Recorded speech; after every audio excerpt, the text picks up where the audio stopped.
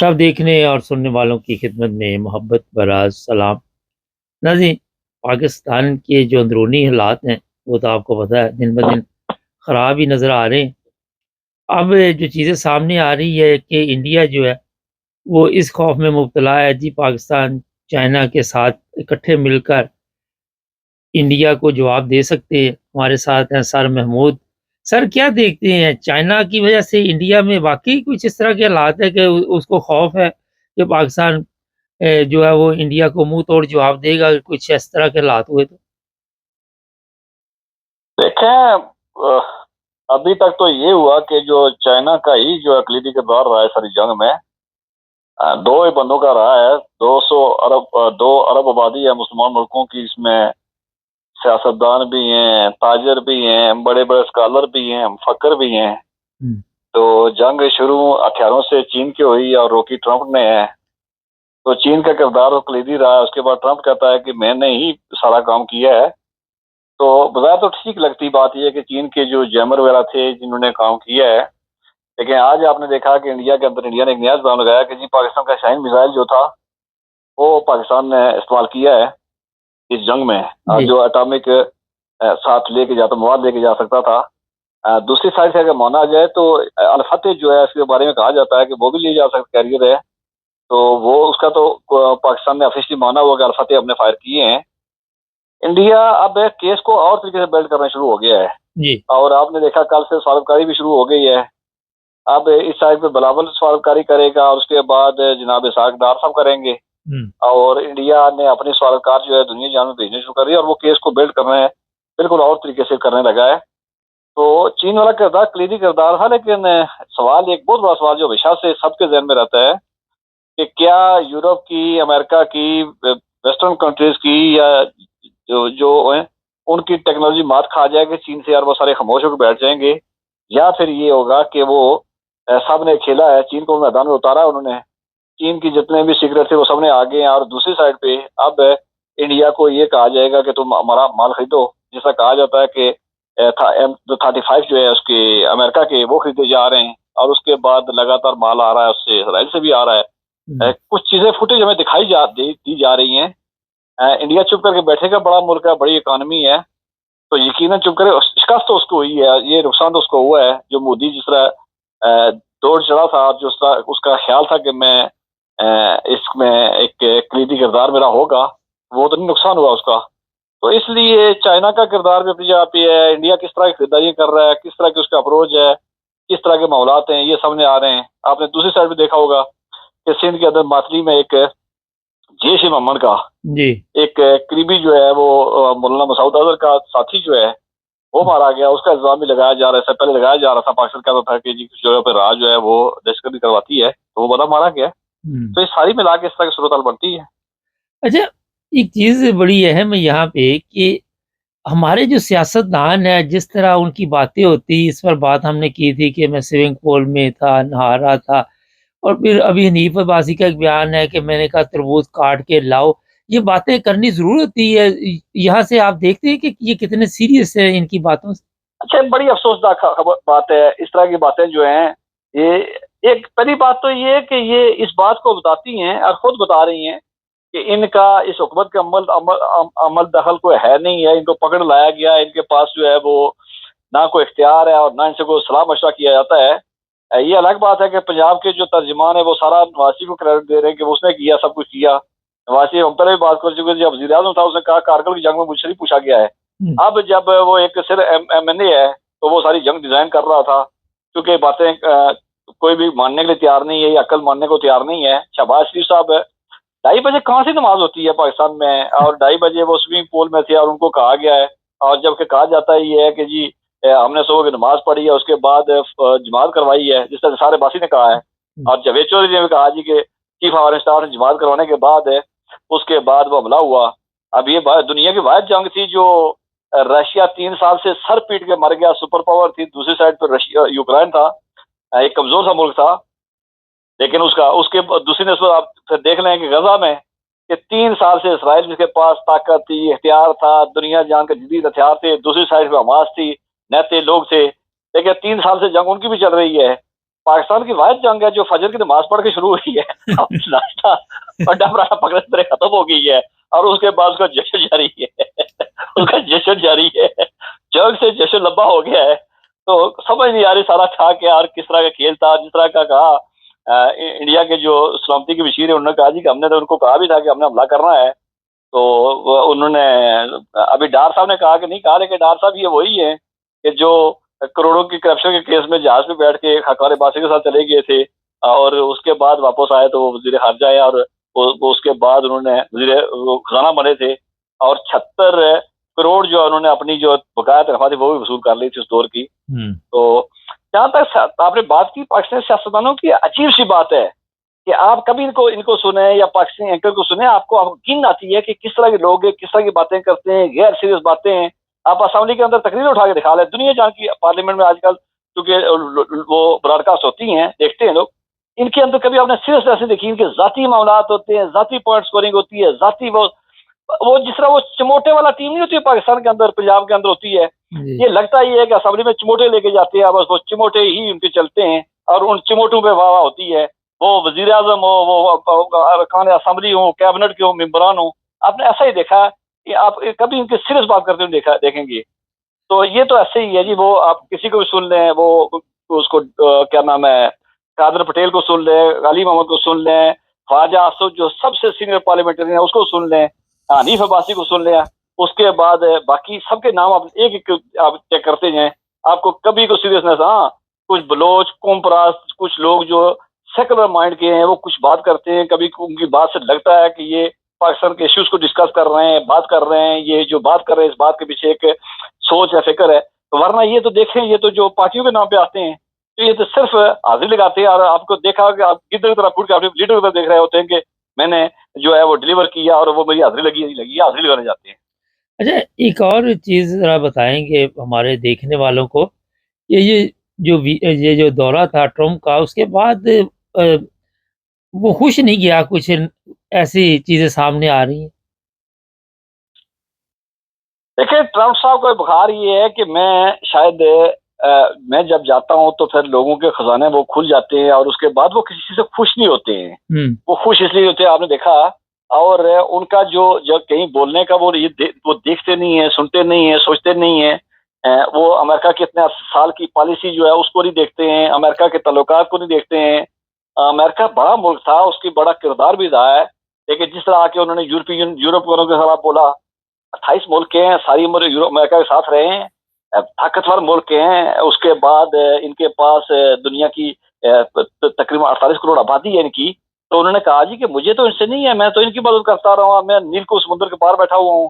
फिर जिससे ज़ेलेंस्की के साथ उन्होंने किया, फिर वहां जब 3-4 दिन रहे वो जो फिर के उसके बाद उन्होंने बयान दे दिया कि जी मुझे तो वो बर्तनों में खाना खिलाते रहे, जबकि मैं तो सोने की टूटियों से वो पानी भी इस्तेमाल करता हूँ, तो मेरे ट्रम्प टावर के मुकाबले कुछ नहीं है। तो उस तरह की उनकी बातें हैं। और वो चूंकि जब सऊदी शाह ने कहा था कि हम $6 अरब की उनके साथ करेंगे, $600 अरब का, उन्होंने कहा था नहीं $1,000 का कर लो।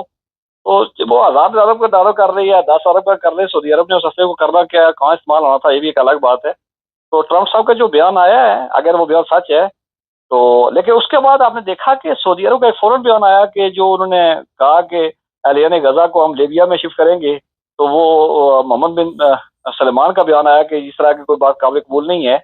और आज भी एक हुक्म आया वहाँ पे, उस पे गजा पे बड़ा सख्त बयान आया सऊदी अरब का। तो लगता यही है कि जो दौरा था वो बजाय तो बहुत कामयाब था, नाच गाना भी था, खुले बाल भी थे, उसके बाद घोड़े भी थे, बंदे भी थे, सब कुछ नाचे, सारे नाचे, औरतों से लेकर घोड़े सब ऊँट सब नाचे हैं। लेकिन मेरे यहाँ नाचते नाचते सारे जो है ना वो अपने लाइन से आउट हो गए हैं। तो लगता है ऐसे ही, आप देखते जाए कि क्या होता है इनका। अच्छा, जर्मन गवर्नमेंट नई बनी और यहाँ के जो काउंसलर हैं, चांसलर हैं, उन्होंने दौरा अमेरिका का नहीं किया, ये भी एक अजीब बात नहीं इस वक़्त?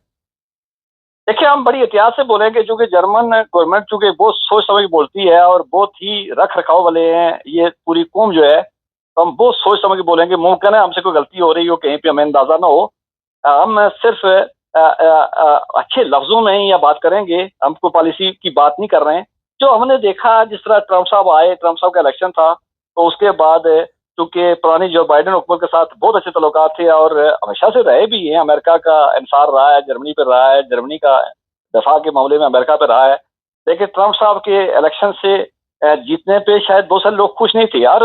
यकीनन बहुत सारे जहाँ पे दुनिया में संजीदा लोग हैं, तो संजीदा लोग खुश नहीं थे, इसलिए कि उनको मालूम था कि दुनिया एक एक पेचीदा मामले में चली जाएगी और जो निज़ाम चल रहा है, जंगें भी बाज़ औक़ात कौमों के लिए फ़ायदेमंद होती हैं और निज़ाम चल रहा होता है। ऐसा नहीं होता है कि ये एक बंदा आएगा तो सारा उठा के वो घर का सारा निज़ाम बदल देगा, ऐसा नहीं होता है।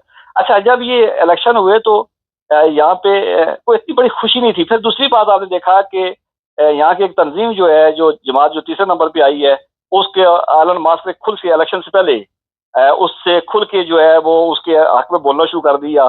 फिर एलन मस्क ने जो जर्मन प्रेसिडेंट थे हमारे, उनके खिलाफ बात की है और वहां से करारा जवाब भी उसको मिला है। और फिर आपने देखा कि मैंने कम से कम मैं अपनी मुमकिन है मेरी कम इल्मी कम अकली हो कि मुझे मालूम नहीं है, लेकिन ट्रंप साहब के इलेक्शन जीतने के बाद मैंने यहाँ से ऑफिशियल नहीं सुना कि मुबारकबाद दी गई हो। अगर दी गई है तो मुझे मालूम नहीं है, क्योंकि फ्रांस का, यूके का, बाकी इटली का, सबका आया है। कनाडा वाला जो वज़ीर आज़म जो अभी बने हैं, आपको पता है बड़े सख्त अल्फाज भी दिए उन्होंने, बाद जगहों से खुद मार्की से सामान उठाया भी था वहां से, लेकिन उसके बाद इलेक्शन जीतने के बाद वो गए भी हैं। तो यहाँ हमारे वज़ीर आज़म जो हमारे चांसलर जो ना गए या ना यहाँ पे दिया। लेकिन देखें, जो कौमें जिंदा कौमें होती हैं, जो कौमें बावकार कौमें होती हैं, और उनका आपको एक दिलचस्प दिखा सुनाता हूँ कि पिछले साल सवा साल की बात है, मीडिया की खबर ये है कि हमारी वज़ीर ख़ारिजा पाकिस्तान जो जर्मन वज़ीर ख़ारिजा थी, ये पाकिस्तान के दौरे पे गई थी। तो वहाँ एक मीटिंग में जा रही थी, तो वहाँ उनसे उनसे पर्स रोका गया और सिक्योरिटी वालों ने उनसे वो, तो वो वहां से वो बैग उठा के वापस मुड़ गई थी और बाद में तरले करके ले गए थे उनको। तो बावकार कौमें जो है वो बावकार तरीके से जीती हैं और बावकार तरीके से रहती हैं। और आपको बाज़ का उनके साथ इस तरह के बावकार कौमें, उनका अमल इस तरह का होता है कि आपको उनके साथ आपका उस मुल्क में आना है या आप उसको उनके साथ तल्लक आना, आपको फख्र महसूस होता है कि खुदा ने मुझे गैरतमंद कौम के साथ रखा है और गैरतमंद मुल्क दिया है। और ये कौम तो वैसे भी इसके बारे में कहा जाता है कि ये खुदा की बड़ी बरगुज़िदा कौम है और इसके दिल में इस्लाम है। लोगों के तो सर पे टोपियों पे ना, पगड़ियों पे है, तो इसके दिल में भी है। और हम देखते भी हैं, हम इस चीज़ के गवाह भी हैं कि ये दुनिया से बड़े मुख्तलिफ लोग हैं और बड़े बावकार लोग हैं। अरे ये बात तो बिल्कुल दुरुस्त है। मैंने भी एक अरसा जर्मनी से में गुजारा कि ये हिम्मत नहीं हारते और अपनी मेहनत के साथ बताते हैं दुनिया को कि हम किस तरह दुनिया में तरक्की कर सकते हैं। ये बहुत बड़ी चीज़ होती है ना, अज़म बहुत चीज़ होती है। दूसरे के मामले में टांग अड़ाते नहीं हैं और उसकी टांग अपने एरिया में अड़े नहीं देते हैं। हाँ जी, ये बड़ी अच्छी बात है। अच्छा, थोड़ा-सा आ जाएँ, ये मोदी का घर तोड़ दिया वहाँ पे, एक तो ये सवाल है। दूसरा कह रहे जी अमेरिका और पाकिस्तान ट्रंप की बात मानेंगे, हर बात जो भी होगी उसके साथ मशवरा करेंगे। आप समझते हैं कि उसके साथ मशवरे के बाद ही दोनों मुल्क कोई फैसला करेंगे? देखें, ट्रंप के बारे में एक बड़ी बात कही जाती है, ट्रंप के नहीं अमेरिका के बारे में कहा जाता है, और ये बात सदियों के तजर्बे के बाद, अशरों के सदी के तजर्बे के बाद साबित भी हुई है कि अमेरिका का जो दोस्त हो वो सबसे ज्यादा खतरे में होता है। नहीं, इसमें कोई शक नहीं, उसको बचत इसमें कोई शक उसको नहीं। बचत हो जाती है।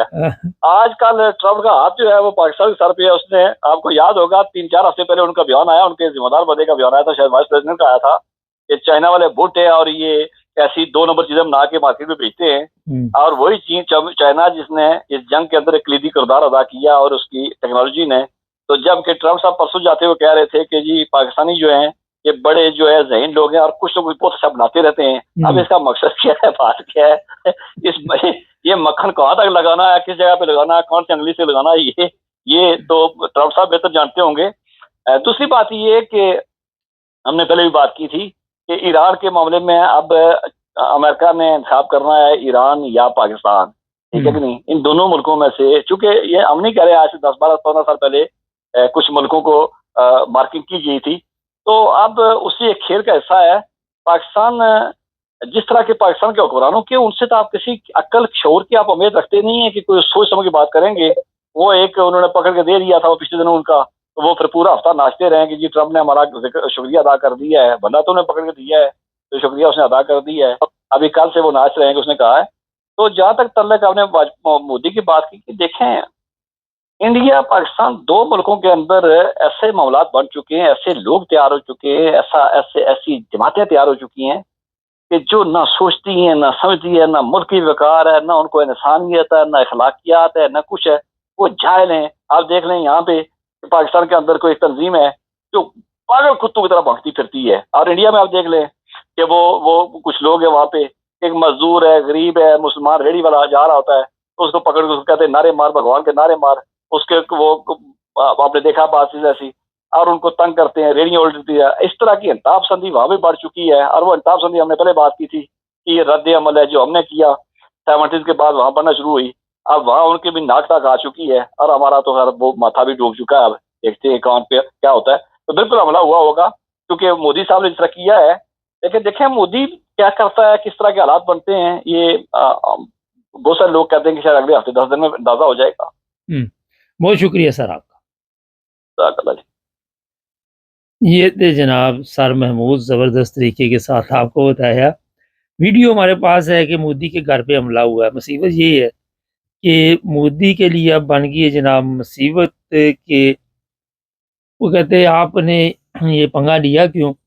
अगर आपको पता था कि हम इनका मुकाबला नहीं कर सकते, आपकी बढ़कें, सड़कें सब प्रोग्राम जो था वो शर्मिंदा हुआ, और हमारे लिए अब सर उठा के चलना मुश्किल हो गया इंडियन के लिए।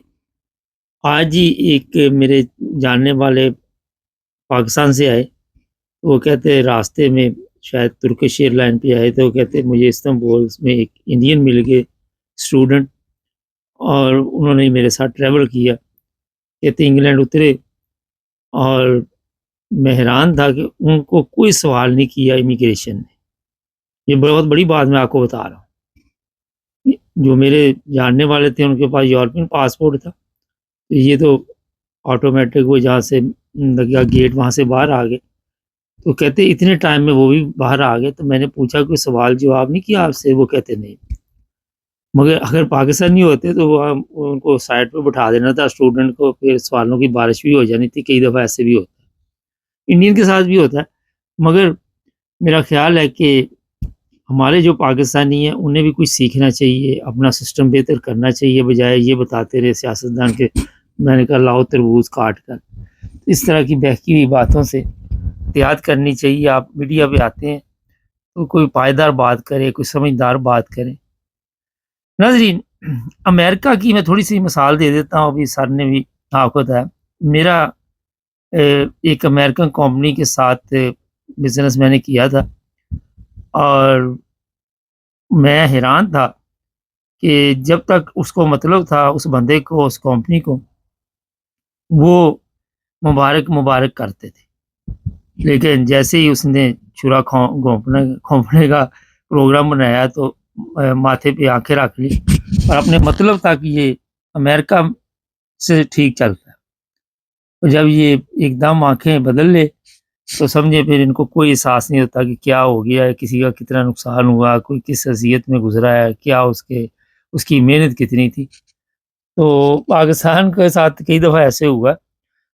अमेरिका में जो लोग रहते हैं उनका माइंड सिर्फ बिज़नेस की तरफ होता है, अपने मतलब के लिए वो काम चलाते हैं, मतलब निकल गया तो पहचानते भी नहीं। मगर अल्लाह का शुक्र है आज उन लोगों को कोई भी नहीं जानता, और 9 प्लस टीवी के ज़रिए मुझे मुबारक जावेद को सब जानते हैं, और उनको लोग, मेरा ख़्याल है कि उनके ज़हन में भी आहिस्ता-आहिस्ता निकलता जा रहा है कि कोई इस तरह की कंपनी थी।